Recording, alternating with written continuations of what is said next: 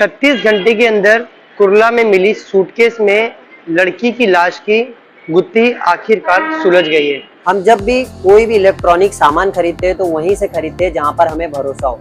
इसलिए मुंब्रा में 11 सालों से कोहिनूर इलेक्ट्रॉनिक्स ने अपने बेहतरीन सर्विस से लोगों का दिल जीता है। फिर चाहे टीवी हो, एसी हो, फ्रिज हो, वॉशिंग मशीन हो या फिर स्मार्टफोन हो, ऐसे तमाम गैजेट आपको एक ही छत के नीचे कोहिनूर इलेक्ट्रॉनिक्स में मिलेंगे। कोहिनूर इलेक्ट्रॉनिक्स की मुंब्रा आउटलेट पर आप लोगों का काफी प्यार मिला। पहले आने वाले 200 कस्टमर को एश्योर्ड फ्री गिफ्ट मिलेगा।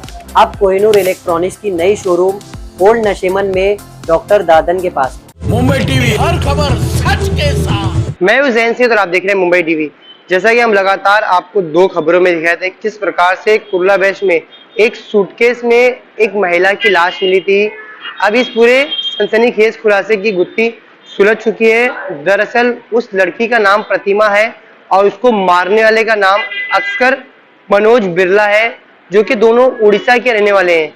दरअसल ये मामला पूरा कुछ इस प्रकार से है। दोनों कुछ दिन से 2 साल से लिविंग रिलेशनशिप में रह रहे थे और कुछ महीना पहले ही वे धारावी में रहने आए थे, जिसके बाद में अक्सर को प्रतिमा पर शक हुआ और उसके बाद में अक्सर ने प्रतिमा का गला घोट के उसकी हत्या कर दी और उसके बाद में उसकी लाश को ठिकाने लगाने के लिए वे दर बदर भटक रहा था। जिसके बाद में वे पहले लोकमान्य तिलक जाता है, यानी वो मुंबई से बाहर जाने की कोशिश करता है, मगर उसके दिल में क्या आता है, फिर वो कुर्ला आकर जहां पर मेट्रो का काम चल रहा था उस जगह पर उसकी बॉडी को डिस्पोज करता है। और जब ये बॉडी मिलती है पुलिस को तो उसके बाद में पुलिस इस मामले की जांच करके 8 टीम का गठन करती है और तमाम मुंबई के इलाके में उसकी तलाश और उसकी शनाख्त करना शुरू कर दी। उसकी शनाख्त होने के बाद उसके प्रेमी को हिरासत में थाने से लिया जाता है और उसके बाद में वो खुद कबूलता है और बताता है कि उसे शक था ट्रायंगुलर लव का, जिसके कारण उसने इसकी हत्या की।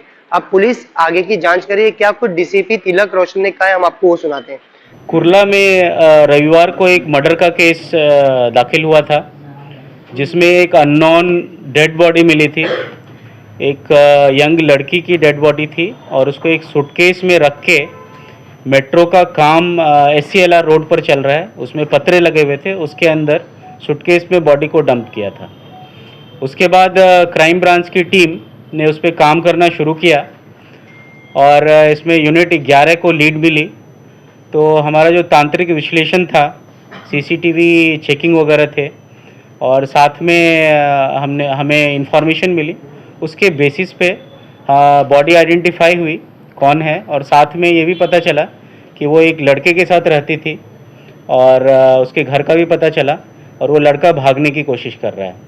तो यूनिट 11 की टीम थाने में वर्कआउट कर रही थी। At the same time unit 5 की टीम ने भी और एविडेंसेस इकट्ठा किए और जो आरोपी लड़का है, उसको यूनिट 11 की टीम ने थाने स्टेशन से कल लिया और उसको अपने पास फिर फर्दर इंट्रोगेशन के लिए यूनिट में लेके आए। सर, ये जो डिस्पोजल का था, लाइक बॉडी में उसका बॉडी बैग में डालना है और, तो ये आइडिया मतलब कहाँ से ये किया?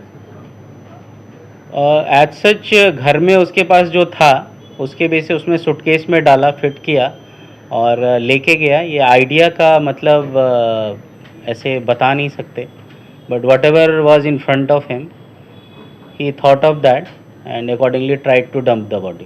सर, घर से निकलने के बाद कहाँ कहाँ उसकी मूवमेंट हुई है? क्या ट्रेन से मुंबई से फरार होने की फिराक में था बॉडी के साथ में?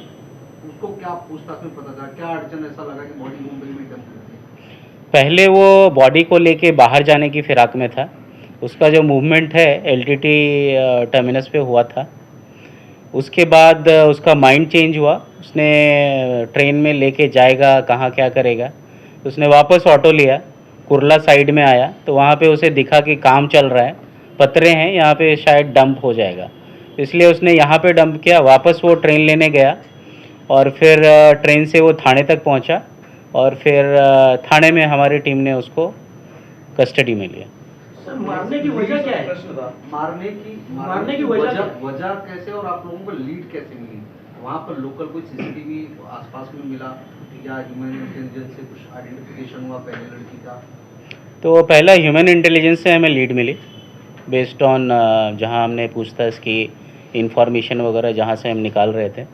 एंड देन सेकेंड उससे जो करोबरेटिव था उसमें सीसीटीवी फुटेजेस और जो तांत्रिक विश्लेषण है, टेक्निकल एनालिसिस, उससे हमारा कंफर्मेशन हुआ और टीम हमारी, हमने बहुत सारी टीम्स बनाई थी जितने हमारे पास लीड्स थे और उस बेसिस पे यूनिट 11 को सफलता मिली। कब से लिविंग में रह रहे थे और रीजन क्या था हत्या का, और हत्या को अंजाम कैसे दिया?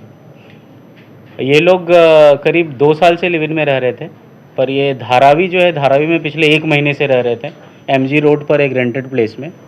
और इनका झगड़ा इस बात पर भी हुआ था कि लड़का जो है उसको डिसीज्ड गर्ल के चरित्र पर संशय था और इसलिए उनका झगड़ा हुआ और इसी झगड़े में स्ट्रैंगुलेशन से उसकी डेथ हुई। ये लड़के ने कन्फेस किया है। सर जिस बैग में रखा था वो बैग घर में पहले से मौजूद था कि इसको खरीदना पड़ा? बैग घर में पहले से मौजूद था। सर तो ये तो परिवार वाले सामने आए हैं डिसीज या आरोपी के तरफ से, और कहाँ पे, क्या पुलिस ने भी उनको संपर्क किया है क्या इस मामले में? उसके परिवार से एक हमारे संपर्क में है, क्राइम ब्रांच के संपर्क में है और अभी आरोपी मिलने के बाद जो है बाकी आगे का इन्वेस्टिगेशन का पार्ट है इनके, बाकी क्या कहाँ से क्या कनेक्शन है, बट जो मेन जो कोर है मर्डर का उसमें आरोपी हमें मिला है और ये दोनों लिव इन में थे और इनके बीच का ही जो है कारण वो मर्डर का निकल के आ रहा है। उसी रात को पकड़ा गया, जिस रात को बॉडी मिली उसी रात को पकड़ा गया क्या को, या दूसरे दिन? दूसरे दिन रविवार को बॉडी मिली थी और सोमवार को आरोपी पकड़ा गया। आपने कहा लड़की भी जॉब करती थी, लड़की ने जॉब छोड़ दिया था, क्या कोई झगड़े की वजह, कोई फाइनेंशियल क्राइसिस भी था दोनों के बीच में, या फिर लड़की का अफेयर जो बताया जा रहा है? लड़की का जहाँ काम करती थी, वो हाउस कीपिंग का काम करती थी, वहाँ पे कुछ झगड़ा हुआ था जिससे वो काम छोड़ दिया था उसने और उसके बाद ये धारावी में रह रही थी, अभी कहीं पर काम नहीं कर रही थी। तो ये लोग मुंबई आए थे 1 महीने पहले, धारावी में ही आने के बाद? मुंबई में पहले से थे पर धारावी में अभी शिफ्ट हुए थे 1 महीने पहले। इसके पहले ये मुंबई में दूसरी जगह रह रहे थे और ये एक दूसरे से कोरोना के टाइम में कांटेक्ट में आए थे और ये उड़ीसा में इनका घर है, आसपास ही बगल के गांव में ये रहते हैं। बट वो लोग मिले यहाँ पे? मिले मुंबई में थे। अच्छा, तो आरोपी का बैकग्राउंड? आरोपी स्कूल से पढ़ा है पर ज़्यादा पढ़ा लिखा नहीं है, अभी एक स्वीट्स की दुकान में काम कर रहा था और लड़की हाउस कीपिंग का काम कर रही थी, घर काम का छोटे मोटे ऐसे काम कर रही थी और अभी बेरोजगार थी। जहाँ पे बॉडी मिली वहाँ पे आसपास कोई सीसीटीवी था नहीं ऐसा कहा जाता है, तो वो आपको कितना दिक्कत का सामना करना पड़ा? वो जहाँ पे पतरा है उसके ठीक सामने एक पब्लिक टॉयलेट भी है, तो वहाँ से कुछ नहीं था, पर आसपास जो रोड्स हैं LBS रोड प्लस जिस पे SCLR रोड पे है सीसीटीवी हैं, बट जो हमारा मेन लीड था, हमारी इन्फॉर्मेशन बेसिस पे हमारा फर्स्ट लीड मिला था और फिर बाकी साइमल्टेनियसली हमारा वर्कआउट चल रहा था।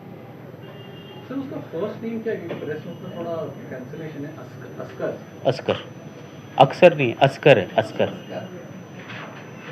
Oscar Manoj Barla. Camera person Naresh के जैन से मुंबई टीवी।